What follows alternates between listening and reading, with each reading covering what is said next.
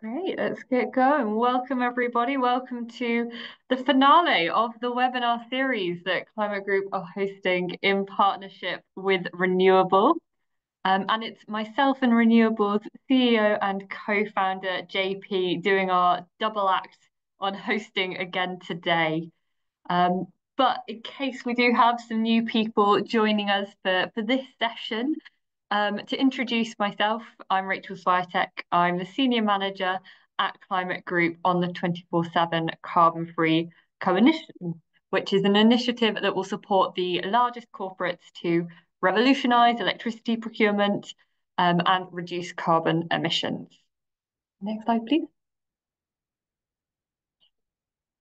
And the 24/7 Coalition, we launched the pilot phase of it just under 2 months ago, sorry, at Climate Week NYC in September, ahead of its wider rollout in 2025. And you can sign up to our newsletter to be the first to know more about that wider rollout when the time comes. And we'll pop a link to that in the chat. But at the moment, in collaboration with our 6 founding partners, we are now finalising the campaign design and collaborating with our technical advisory group to finalise the technical criteria that will provide the guide for what counts as credible 24/7 claims and how to report it. So in our close collaboration with Google and AirTrunk as coalition founding partners, and with Granular Energy as part of the technical advisory group, I know we've got a great set of experts with us today for you to ask what you really want to know on 24/7 CFE. So start thinking of your questions. This is your golden opportunity. And you can already start putting them in the questions box. And they'll either be answered directly on there or asked in our panel live later on. And we've had lots of excellent questions in previous webinars, so I'm sure we'll get wonderful ones again today, and we'll try and get through as many of them as possible. And as usual, this will be recorded and shared in a follow-up email for you to go back to as well.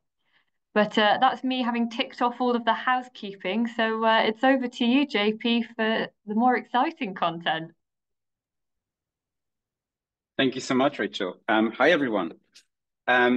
First of all, and as usual, a huge thank you to Rachel, Louise, Alison, and the Climate Group team for co-hosting this webinar series with us. And all of you tuning in today, whether it's your first or your third webinar.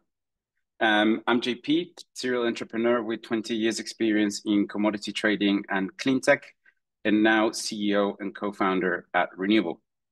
Let's start off by introducing Renewable very briefly. For those of you who haven't heard of Renewable, Renewable is an advanced climate tech platform that connects buyers and sellers of renewable energy and guarantees of origin. We enable them to source the most impactful, traceable, local, transparent, and cost-efficient renewable energy on an hourly basis.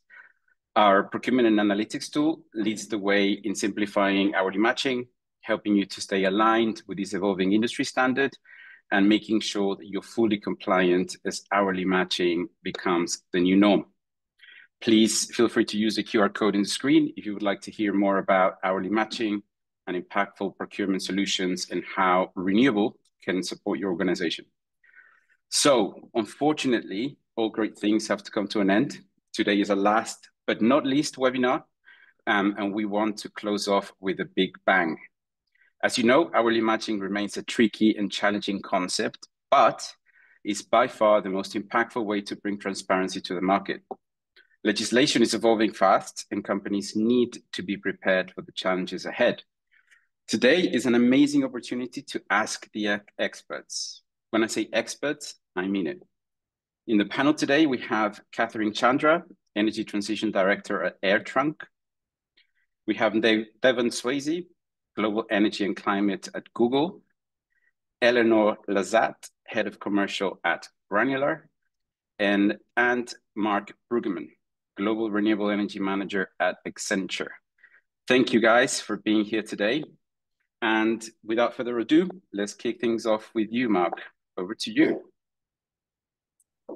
Thanks, JP, and really excited and happy to be with all of the experts here today and to support this dialogue really in the next sort of progressive evolution of renewable procurement. And it's an exciting time to be part of this opportunity. And so really what I want to kick things off with, if we can move to the next slide here, is really a lot of the why, the what, and really the benefits behind 24/7 CFE. And given that this is webinar 3 for many of the individuals on the call here today, I think it's safe to assume we have a great contingent of folks who understand precisely why and what 24/7 CFE really is, and really what it means in terms of the next step of providing renewable, clean energy every hour, every day, everywhere. And one item that I want to mention that I think does get missed in some of the conversations around 24/7 CFE and the benefits is really this opportunity to really bring clean and renewable energy back to the local level. I think for many years we've spent aggregating load, aggregating consumption around these what can be large market boundaries, and sometimes we miss the needs and the nuance at the facility level, at the regional level. And 24/7 CFE really allows, I think, sustainability individuals, procurement individuals to reach back out and really reconnect with the needs and the requirements at the local level and really bring it back home, which I think is an important consideration as we look to get everyone really engaged in this clean tech space moving forward to provide the most benefits for the most people. And if we move to the next stage here, really the 24/7 CFE campaign, I'm reminded by, we do things not because they are easy, but because they are hard.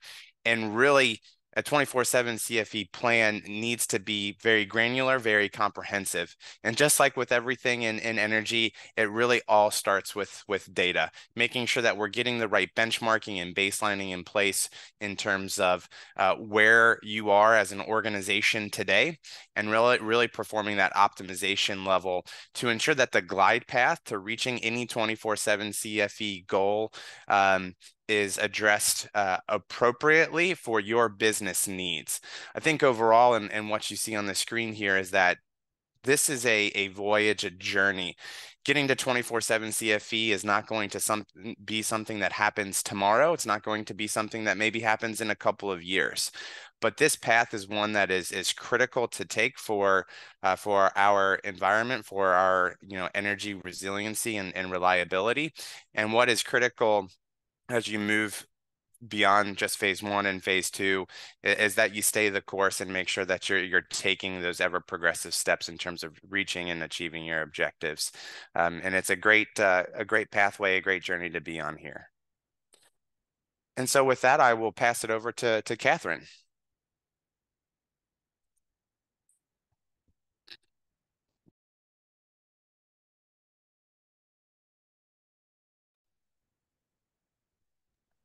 Katherine, you're muted. Oops, apology. There you go. Thank you. Yeah, thanks everyone for being here, and thanks, Mark. I just want to first appreciate the 24/7 Coalition team, Rachel, Louise, and Allison, and excited to be part of this panel alongside JP, Mark, Eleonore, and Devon. So I'm Katherine Tjandra, Energy Transition Director of AirTrunk. A bit of me, my background is 15 years in renewable energy. Next, please. So give you a bit of background of AirTrunk. AirTrunk pioneered hyperscale data center in the region with over 1.4 gigawatt of capacity across Asia Pacific, Japan. It is a platform of 11 data centers. 2 key highlights here. First, we only operate in Asia Pacific with a presence in 7 cities and 5 markets. We started and headquartered in Australia, and then we expand to Singapore, Hong Kong, Japan, and most recently, Malaysia. We are the region's largest independent data center company outside of China. Second, We only build hyperscale data centers which are highly energy efficient. Our customers are hyperscalers who are sophisticated renewable energy buyers and have strong commitments towards net zero. We work very closely with them in achieving the renewable energy matching goal and partner in this energy transition journey. Next, please.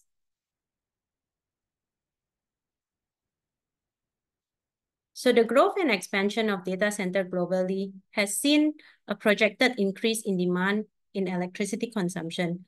In the growth age of AI, it is also expected this will continue to rise. And because of this, we see data center can play an important role in catalyzing energy transition. So we started our 24/7 clean energy journey with announcing our net zero commitment by 2030 at our 2022 sustainability report, which you can find in our website.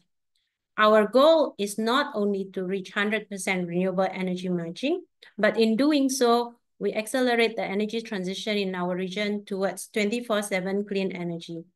So this means two things. One is promoting the available intermittent renewables in our market, and second is the deployment of clean firming technologies. In 2023, we announced first of its kind hourly matching renewable contract in Hong Kong, as well as published the 24/7 white paper, which you can access in our website, to assess the pathway to 24/7, which enabled AirTrunk to drive conversations with various stakeholders to achieving the 24/7 clean energy in Asia Pacific. Our commitment continued in 2024 as we signed 255 plus megawatt renewable energy PPAs across Hong Kong, Australia, and Malaysia. Sourcing renewable energy is an important driver to catalyze investment in renewable projects, especially in Asia Pacific. And joining RE100 and 24/7 Carbon-Free Energy Coalition further affirms our commitment in this journey. Next, please. So, how do we continue to progress in our 24/7 clean energy journey? I have 4 pointers here as our ambition. Firstly, the 24/7 coalition serves as a think tank where every stakeholder contributes. I see it as a collective intelligence, and AirTrunk look forward to contributing by sharing our experience from Asia Pacific renewable scene, the here and now, as well as the possibilities and opportunities.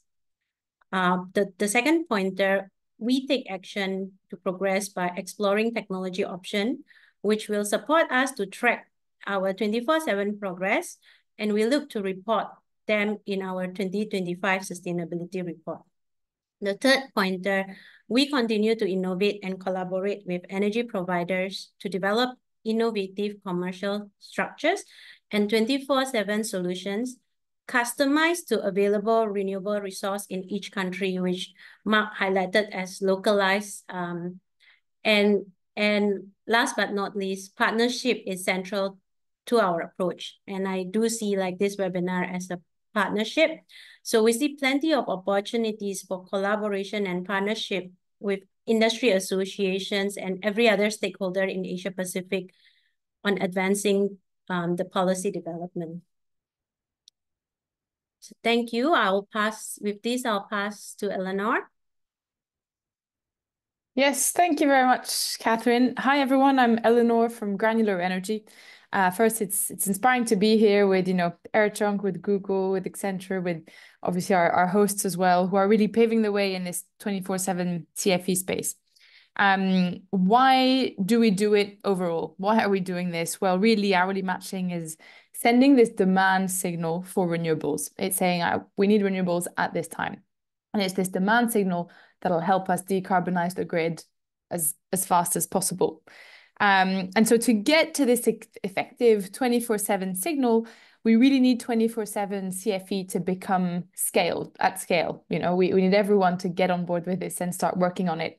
And that's what we focus on at Granular, trying to get a bunch of players to work on this. So if we go to the next slide, really what we do is we provide software tools and solutions for energy suppliers to build 24/7 CFE tariffs, making sure that then, once they have the tariff in place, they can offer it and deploy it to their portfolio, to all of their customers potentially.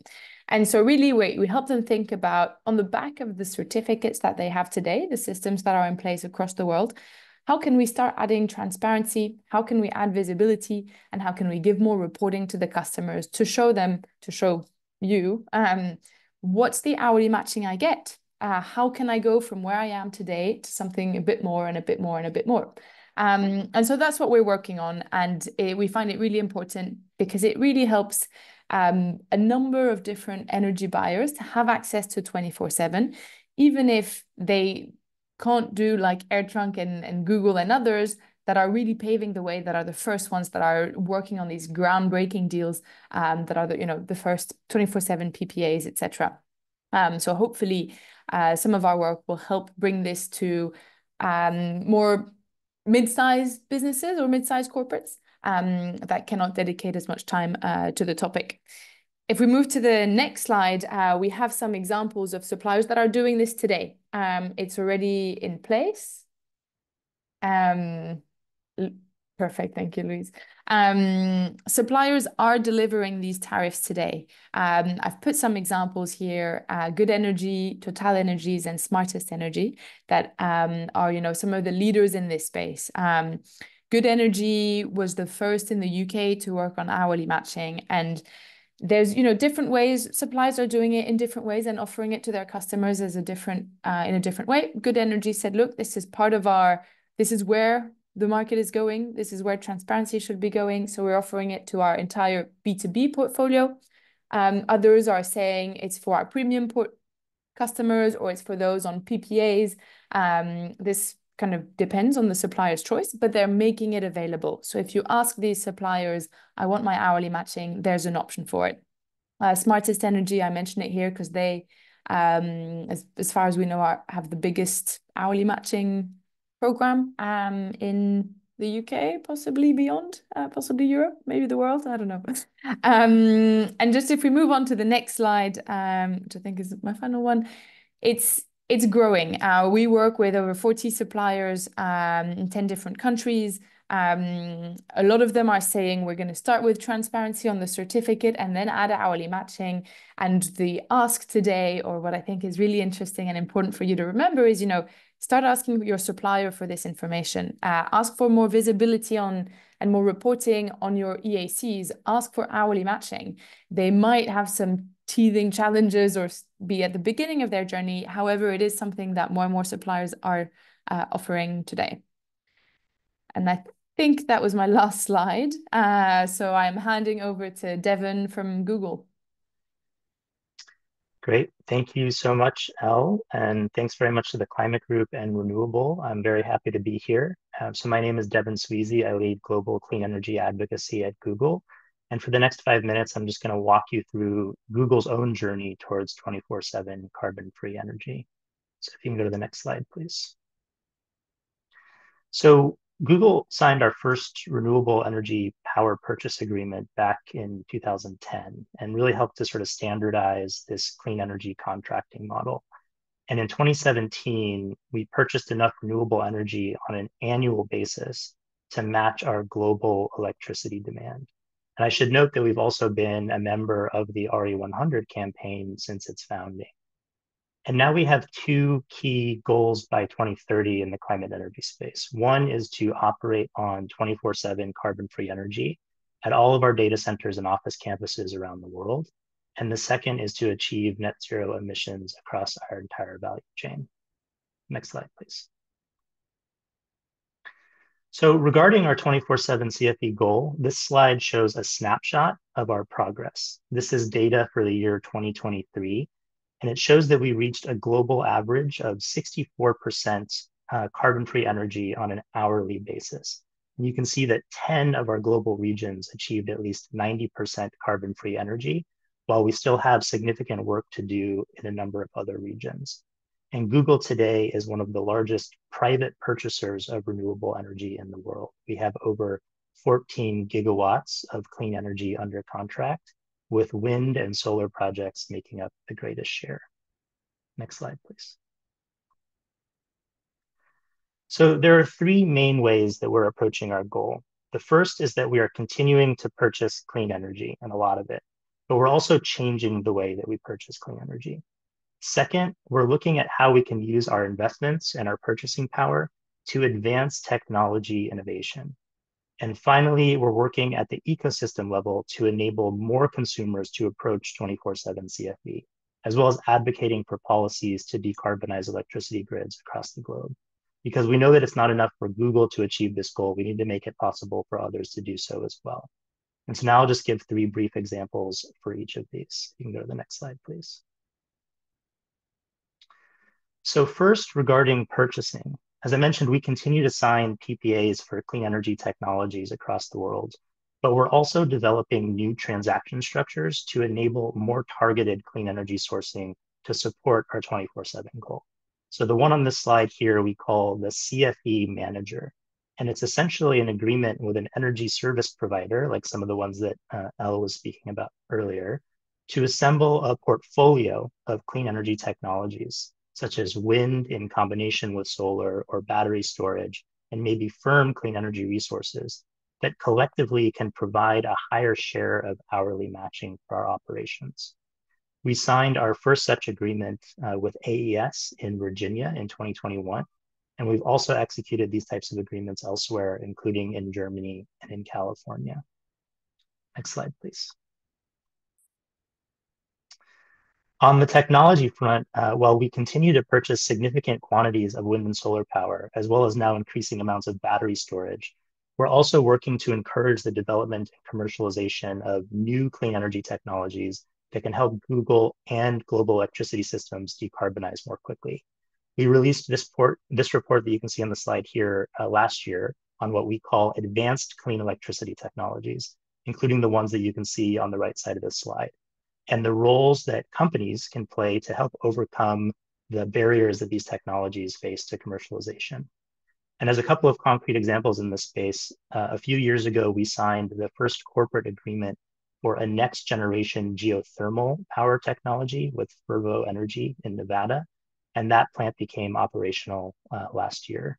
And then just last month, we also announced the first corporate agreement for a series of small modular nuclear reactors with Kairos Power in the United States. Next slide, please. And finally, as has been mentioned, developing partnerships and advocating for strong clean energy policies are really critically important to enabling 24/7 CFE. So 2 years ago, we published a detailed global electricity policy roadmap, you can see on the slide here, outlining the policies that we see as critical to decarbonizing electricity grids and also committing ourselves to supporting them. We also have helped launch a number of other partnerships focused on supporting other consumers in their journey towards 24/7 CFE. That includes the UN 24/7 Compact, which now has over 100 signatories across the world, the Eurelectric European 24/7 Hub, which focuses on raising awareness about 24/7 CFE here in Europe, and also the Granular Certificate Trading Alliance, which is a partnership focused on building markets for hourly clean energy certificates. And if you haven't seen the previous webinar in this series, the second webinar in the Climate Group series, highly recommend that you take a look because Katie Soroye from Level 10 Energy discusses the Granular Certificate Trading Alliance at length and the great work that they're doing there. So with that, I will close and thank you very much for the opportunity. I'm really looking forward to the discussion with the fellow panelists. Amazing. Thank you very much, everyone. Amazing presentations. Okay, so now is a great opportunity to really get stuck in. We've been having some really good questions, and I encourage everyone in the audience to send your questions. There's no such thing as a silly question. So right now, we're in front of really amazing experts, and we're happy to answer any question. So let's kick things off with a really good question, and I'm gonna throw it out there for everyone to answer. Given the intermittency and seasonality of renewable energy sources, how can you meet full demand guarantee 24/7 CFE? So how can you meet your full demand for 100% CFE and how can you guarantee that it's actually 24/7 CFE? So anyone wants to answer? If not, I will. I'm happy to give it a go and then have Awesome. the others Awesome. fill in. I think so. I mean, I don't know if I'm going to directly answer the question, but what I'm going to say is, we actually recommend, and a lot of the work the suppliers do is not guaranteeing 100% 24/7 CFE. That today is very hard to reach. A few countries might be closer to it, but it's not something we can achieve yet today. It's where we want to get to. So hopefully we will. But actually what we're seeing today, exactly as you're saying, because of the intermittency, because of seasonality, we don't guarantee 24/7 CFE 100%. The steps that we're taking are to get us there. But what we're seeing is a lot of suppliers saying, look, I'm going to give you assets or give you certificates and hourly certificates, hourly matching from this group of assets. Probably going to hit between 80 and 90% or 70 and 80%, give a range and say we're going to do our best to get there. But it's rarely a guarantee. Amazing. Thank you. Mark. Yeah, and if I can just jump in sort of from a procurement perspective, I think it goes back to setting the right 24/7 CFE strategy for your organization. And I think a lot of it, even, from a Google standpoint, right, is it's a process. You're not going to get there tomorrow. They've been on this journey for over a decade to an extent, and they're still not all the way there. So I think what is most appropriate is to understand some of the limitations today, optimize your procurement strategy to best suit your business needs, and still sort of have that long-term goal as technology gets better, as batteries continue to move down the cost curve, additional clean tech sort of moves into the space.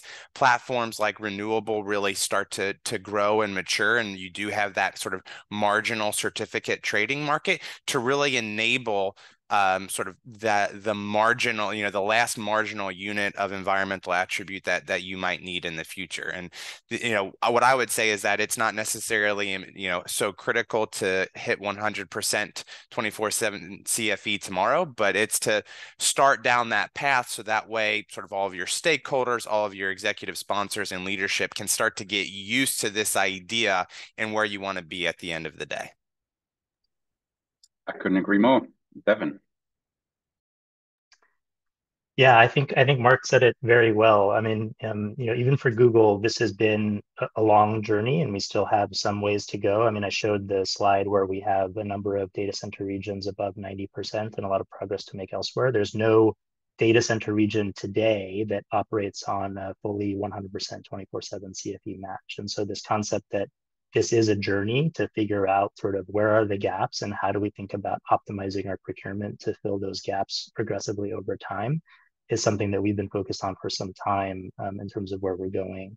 And I think one of the things that sort of is also borne out by the comment is that thinking about this in a portfolio approach is really essential. And what I mean by that is, moving from our 100% annual towards a 24/7 goal has really required us to think about what are the different types of technologies that we need to be mixing together from a generation perspective to really ensure that higher level of hourly matching. So not just signing a solar only PPA, but a multi-technology PPA with solar and wind, maybe some battery storage, thinking about firm clean energy technologies, whether that's things like run-of-river hydro or geothermal or nuclear in the case of Google. So those are this kind of portfolio approach to decarbonization is how we think about making progress, and especially making progress cost effectively towards the kind of North Star of 100% 24/7.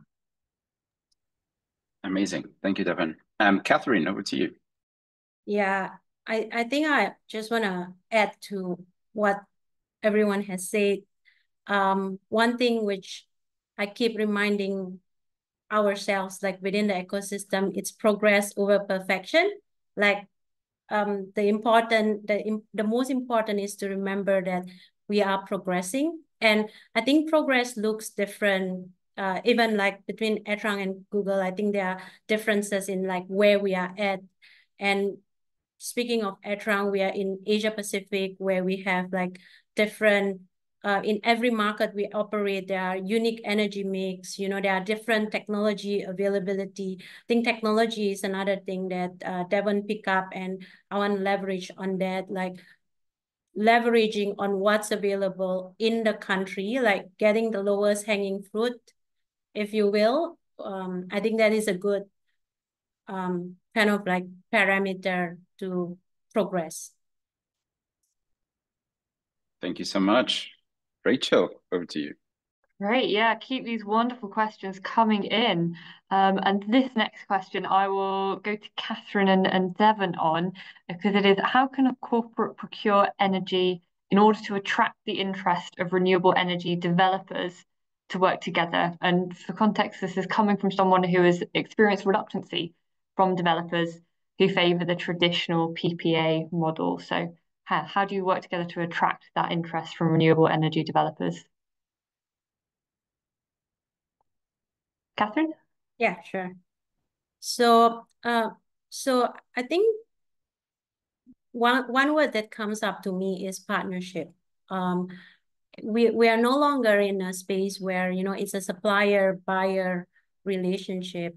I think like the energy transition and this net zero journey is complex. So how do we bring the supplier into a journey? So I think like from our perspective, we see it not as quote unquote demand, but more like how can we partner together, and also worth understanding what is the constraint from the developer perspective. I mean, in this context, if there is a constraint. To give an example, for us, partnership has really support us in like signing the first of its kind hourly matching project in Hong Kong. We work together with the utility there, CLP, and it's and because we approach it in a way that we see this as a joint goal, we are able to create something which is first, yeah, which didn't exist before. And I think a lot of the 24/7 product, especially speaking of Asia Pacific, is like we solution it together. So it's very, very hard if it is not a partnership. Yeah, well said. Devon, anything you want to add there? Yeah, sure. I mean, just to double click on the partnership comment, I think that is really important, especially for the first agreements that we've done related to this kind of carbon-free energy management model I mentioned. We worked really closely with AES to try to understand, the portfolio of generation technologies that they had that could be optimized around our consumption for that. What ended up being sort of a 90% match in that case in Virginia. We also worked with NG very closely in Germany, and then also Silicon Valley Clean Energy, which is a community choice aggregator based in California, to sort of design, a product in a way that made sense for Google in terms of our approach. But I think in order to make this scale, beyond Google and beyond, individual companies that are signing these agreements, we need the kind of broader partnership and products so that organizations, like Granular Energy are bringing to the utility conversation around helping create a product that every customer can access to understand their hourly carbon-free energy score. Or, how can companies on the demand side actually collaborate together to sort of aggregate their electricity demand in service of, increasing their levels of hourly matching in places where they share, electricity consumption on the same grid, for instance. And so that's actually one of the really great things that I'm excited about with the Climate Group's 24/7 Carbon-Free Coalition, is this opportunity to bring like-minded companies together to create some of these joint innovations and partnerships that are going to really help scale these models to make them more widely available in the market. Yeah, definitely. Collaboration across the whole ecosystem, so important. JP? Thank you very much. Another really, really good question. This one's for everyone as well. So what level of information do I need to have, and what happens if my company does not have access to a granular level of data? I'll open up to anyone. Happy to give it a first go. So it Yeah. it depends which route you're going down it to get this, but actually we see the simplest way is going through your supplier and asking for your supplier to deliver this. And in that case, what you need is metered data, right? Your supplier has access to this because that's already how they bill you today. They have access to the metering data. Typically, they're the ones already sourcing green electricity to you. And so they also have the generation data. So if you have I mean, I guess the necessary element there is, a smart meter or some hourly metering data, hourly or less, and being already procuring green electricity, right? You have to have energy attribute certificates in your name or in your account. So I'd say, yeah, having the certificates in place. So if you don't already buy these energy attribute certificates, inquire into that, and then having metering data. That's one way to do it. I know there are others, if anyone wants to add.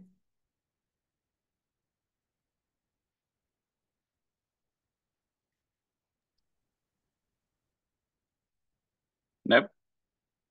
Okay, amazing. Thank you very much, Eleanor. Over to you, Rachel. Great. Another great question next has come in as what do you think the biggest misconception is that's stopping corporates from moving towards 24/7? And I think, Devon, I'll come to you first and then open up to the floor. Yeah, it's a really great question. I think the biggest misconception is one that we've sort of discussed through the course of the conversation already, which is this idea that 24/7 means that you have to get to 100% 24/7 CFE right away, which can be very daunting for any company that is maybe just starting on their clean energy journey or doesn't really fully understand what 24/7 exactly means for them. And I think it's important to sort of remember that it's really this journey that we've been talking about, where sort of understanding where you're at and sort of baselining your current granular energy consumption and matching is a really important first step to just starting to make progress, progress over perfection. And I think a related misconception is also that this is extremely sort of expensive and challenging to do in that way. Because there has been a lot of modeling that has indicated that 100% 24/7 can come at a price premium relative to 100% annual matching. But importantly, getting to very high shares of hourly matching, 70%, 80%, 90%, can actually be done in a relatively cost-effective way using the mature technologies that we have at our disposal today that we're all purchasing clean energy from already. And I think another thing that is not well recognized is the benefits that can come to companies for increasing levels of hourly matching in that way. And in particular, sort of reducing your exposure to volatility from fossil fuel prices and sort of electricity prices that are based on the price of fuels. So the more that you are sort of matching your hourly electricity consumption, the more you're able to sort of shield yourself and grow your business in a way that is not reliant on the price of fossil fuels. And there's a great report that was put out last year by Eurelectric and Pexapark on this topic that I would definitely recommend anyone who's interested in that sort of hedging dynamic of what hourly matching can also bring in terms of the value for companies. And oh, sorry, go for it, Eleanor. A quick one I'd add to that, but again, we touched upon it, is this that the challenge of it that Devon mentioned as well. Obviously, you can go and procure and look at project by project and add it up, but you can also get support for this. There are some market players, brokers, traders, suppliers that do this for energy buyers. So I'd say that's also a misconception that you have to build it up and build your portfolio yourself. It doesn't have to be. Suppliers can deliver it for you. Yeah. Yeah, really good point. Anyone else want to add anything to that? Yeah, and I simply have to echo a lot of what Eleanor just mentioned.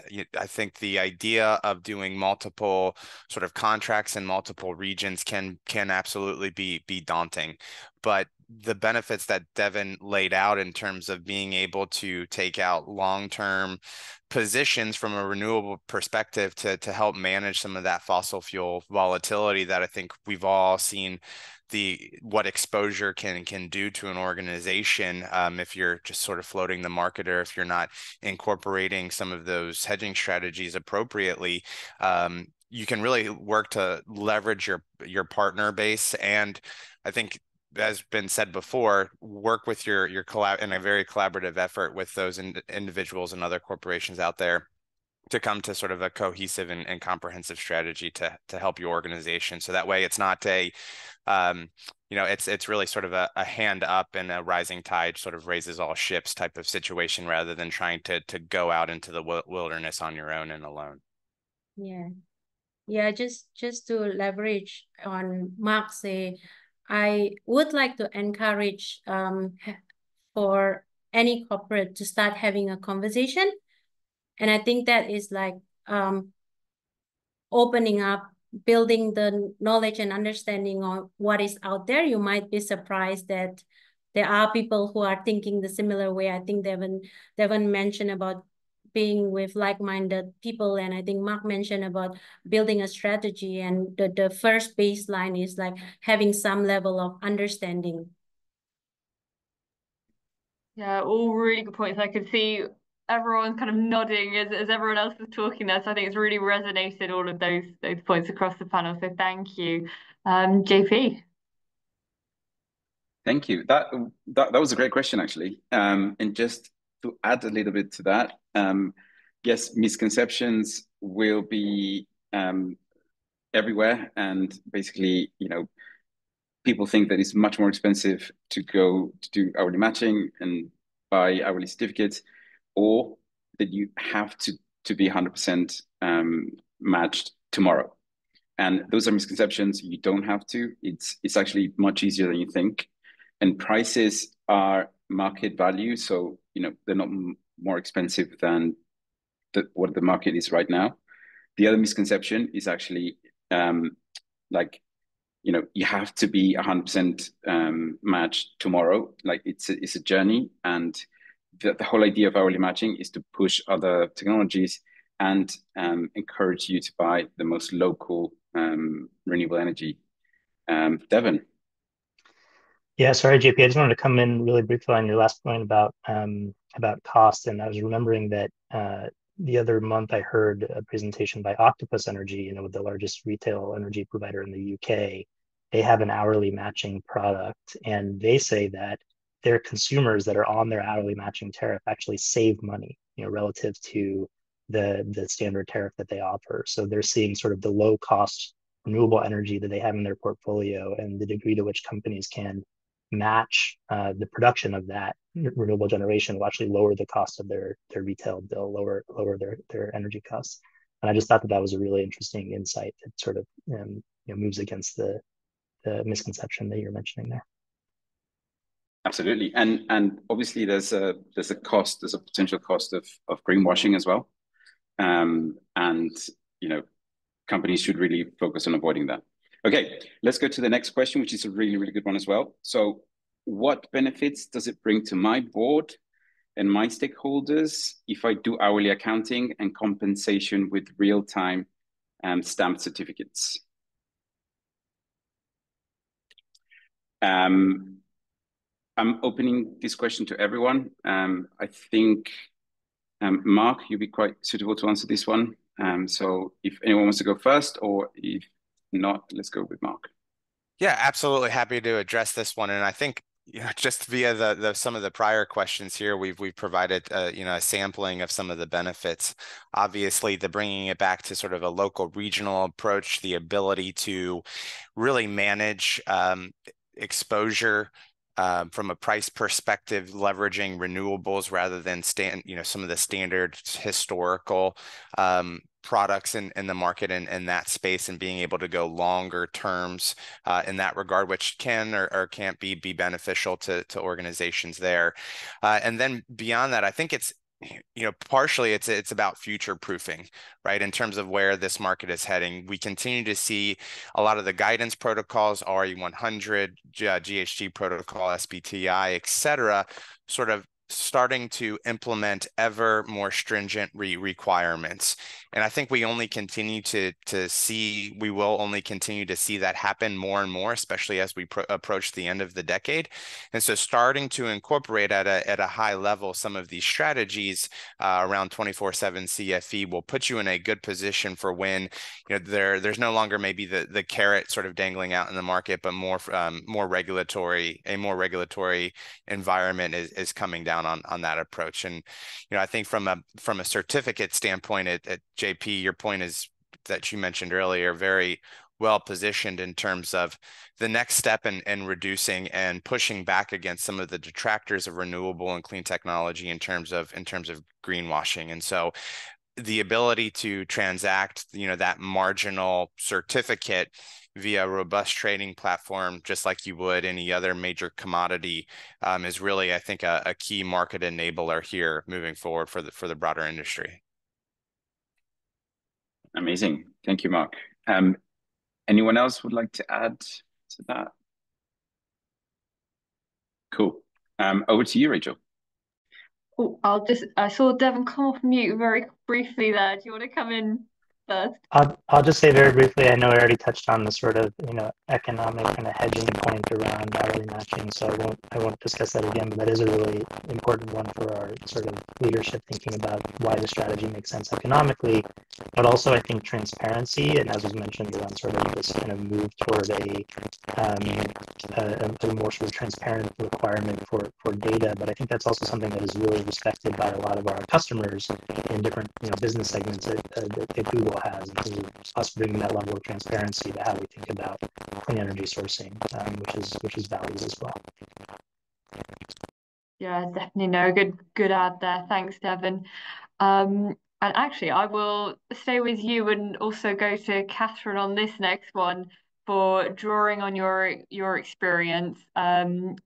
For what challenges have you faced and overcome on your 24/7 CFE journey, which I will add myself is still, of course, an ongoing journey for all of us here as well. Yeah, sure. I can start. I think one challenge initially was kind of just understanding the breadth of because this goal for us is a global goal, and we have data centers and offices all over the world, sort of understanding the kind of number and quantity of the kind of more granular energy data that we needed to start tracking initially for understanding that hourly electricity consumption, and then also understanding the hourly carbon intensity of the grids where we're consuming power, and then thinking about that in terms of procurement planning and portfolio planning for procurement. That's something that when we started this journey back in 2017, 18, was something that we really did a lot of work on internally to really understand and kind of build systems around that. I think one of the great things is that since we started this goal, there's been this whole ecosystem that's developed, and you featured many of those companies, Rachel and JP, on the last two webinars, that really exist to help companies on this journey and really actually help automate a lot of this so that you don't have to reinvent the wheel and do it all on your own. And so whether it's the energy suppliers that are providing products that Granular Energy is working with, or organizations like FlexiDAO that Google works with to really help intake that granular data and help us understand and do the matching for our portfolio. There's a lot of great resources and organizations that are here to support companies on this journey. Yeah, definitely people out there that can support and get to make best use of. Katherine, I don't know, there's anything you wanted to add your side?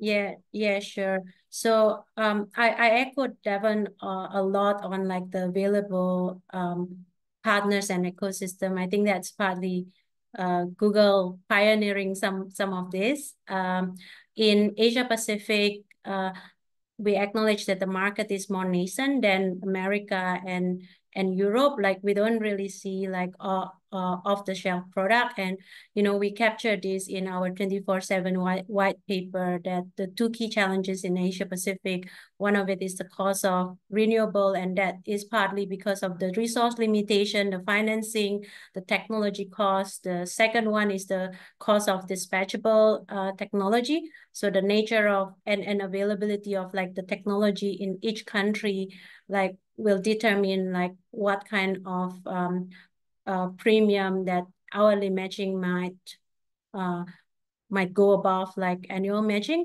and how we overcome it. I'm going to give an example of the hourly matching product that we co-create with the utility in Hong Kong. So we partner with CLP Power, and really what we do is innovative commercial structure. And we innovate and we create like a solution through like the existing projects that they have in Hong Kong. And there are three key steps that I identify. Like I think firstly, we are strong believer on partnership. So the starting point was we have a strong partnership and relationship with CLP Power. And then second key is the innovation piece, where in the market where it is more nascent, like we have an opportunity. There's actually a lot of opportunity to be creative. This is a very creative space, and think differently and find what is available, what can we potentially stack up, and not like, again, progress over perfection. If we don't hit like 100% in a more nascent market, that's okay. But we can, like, giving you an example, solar plus wind in can already create potentially like at least 50 to 60%, or like even like up to 70% in some market in terms of like 24/7. And then the yeah, so looking into like how we can progress, how we can co-create, that are, to summarize, it's partnership and innovation. An excellent summary. Thank you, Katherine. And JP, back to you. Thank you, Rachel. Okay, I'm not going to lie. The next question is one of my favorite subjects. And the reason is because it's quite complex. And we've been helping some really large organizations on Renewabl mitigate their Scope 3 emissions, simply because there's so many challenges around it, like data sharing challenges, challenges around disclosure of data, positioning of targets, et cetera, et cetera. So going to the question is, how exactly can this help with Scope 3 emissions mitigations? And this question is been asked to Mark and Eleonore. So I'm going to go to you, Mark, first.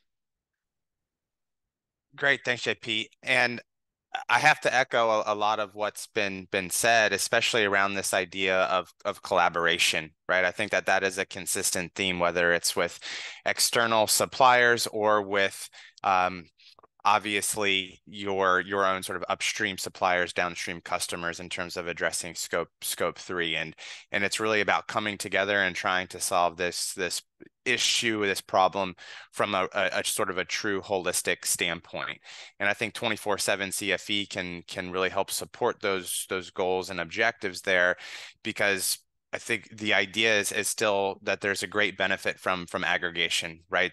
Taking out sort of the larger load to the market, having sort of more buying power, more leverage in the space to take a wide swath of eligible buyers is only to the benefit of the organizations that are involved.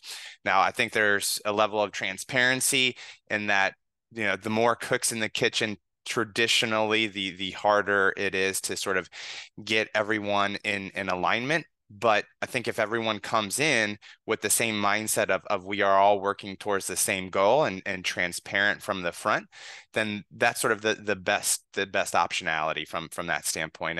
And this is the ability to leverage those other partners, those other advisors in the space who can sort of collate all of the data from the disparate organizations, put up some of the firewalls that might be in place, so that way you're not sharing necessarily any sensitive information with, say, competitors in the space or with your suppliers from that standpoint as well. So I have to say that the theme continues to be collaboration here to solve these really challenging problems, and to the extent that transparency can be focused on from the get-go, I think will be the most helpful in terms of solving some of the issues and addressing some of the concerns there. Agree with you. Eleanor, over to you. I don't have much to add, to be honest. I think Mark covered it very nicely. So I might leave it to there so we have time for another question. Amazing. Thank you very much. Over to you, Rachel. Great. We'll try and squeeze in as many as we can. But this next question is, how do you view the steps from annual matching to hourly matching? Should a company try to have monthly matching first and go more granular? And there's also, oh, actually, no, go for it, Eleanor. While you scroll through, I can try and give a quick answer. You can go for quarterly and then monthly. The thing is, the data exists for hourly matching. I mean, it depends if you have a smart meter, right? If you have that metering data, you can look at hourly, and if you have the hourly data, you can look at it on a monthly basis or quarterly or annual. So we don't see why stop at monthly when the infrastructure and the data is there to do hourly matching. Obviously, you can set yourself targets for monthly and say, look, we want to be annually 100%. And this is what I think is quite interesting. And we're seeing some suppliers do, saying, look, annually, your standard EACs are going to be covered 100%. We want to make sure those are spread over the months. So monthly, you'll also be 100%. But if we look at hourly, we're going to look at 80% or 70%. I think that's quite interesting. But I tend to think that, you know, if you're going through the effort of adding data, adding granularity and setting targets, if you have access to that data, go for hourly and then see how far you get. Devon. Yeah, Devon? Yeah, I'll just add 2 quick points. I think one is, you know, any organization that's doing annual matching today, if you're purchasing, you know, clean energy on the same grid, you already have an hourly matching score. You know, you might just not know what it is because you haven't baselined that information. And so you're already sort of part of the way there in terms of increasing your level of hourly matching with your current annual matching today. And I think it's really important to recognize that. I think second, you know, in terms of whether you need to do annual matching or monthly matching before you move and progress toward hourly matching, it'll sort of depend on, I think, how you think about what technologies are also available to you and of interest to reach your goal. Because I can see a situation where you might optimize around an annual matching goal with a particular technology, but actually if you were thinking about increasing hourly matching from, let's say, you know, 30 to 50 to 60%, maybe you would think about pairing a different technology in the mix from the outset. And so it really just kind of depends on, you know, where you are in your journey and how you think about it. But as Elle said, I think a lot of the data is there to think about this today. And if you're already doing annual matching, you're already in a really great place to start. Yeah. Excellent. Thank you. And JP, back to you. Thank you very much. That was another really good question, and I completely agree with you guys. I would say I would echo that. The first thing is to understand your hourly baseline and CFE score, and then that will definitely help you set your targets in a more achievable way and based on real-time data, which is super important. Okay, I think we have time for one more question. And that is, and I'm going to open up for everyone, how can we participate even if it might take us a few years?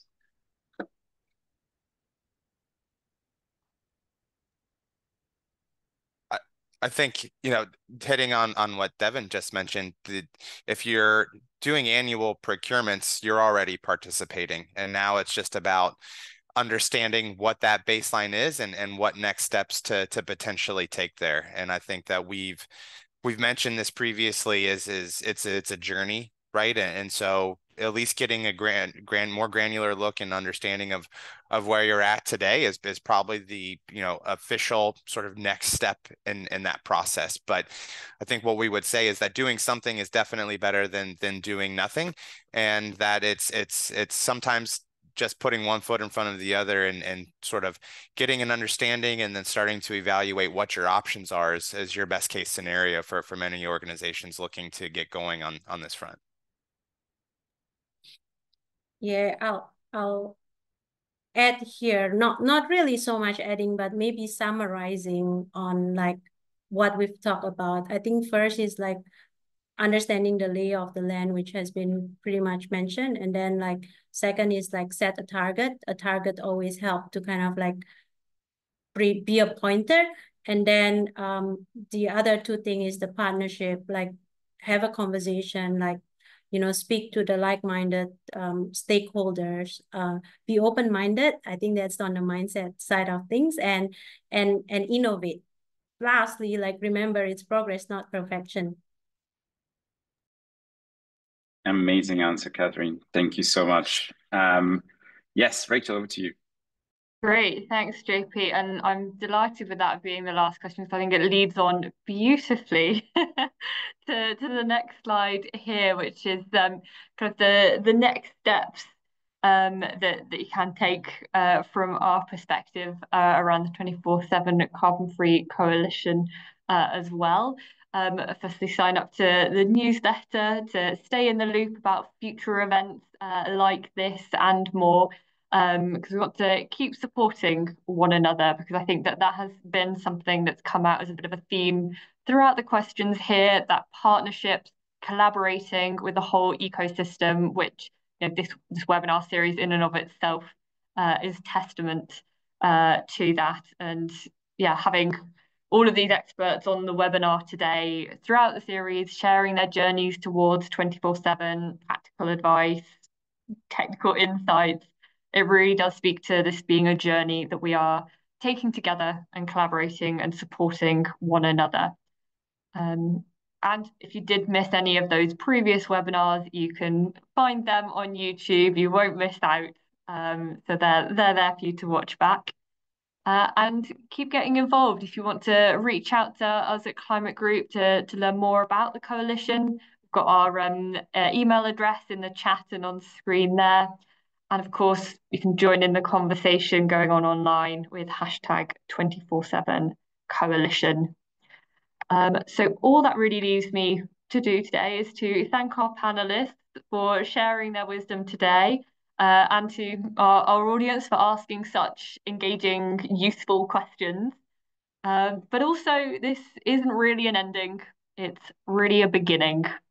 And with that, thank you all. Thank you, everyone. Bye. Have a good evening. Thanks a lot. Thank you, everyone.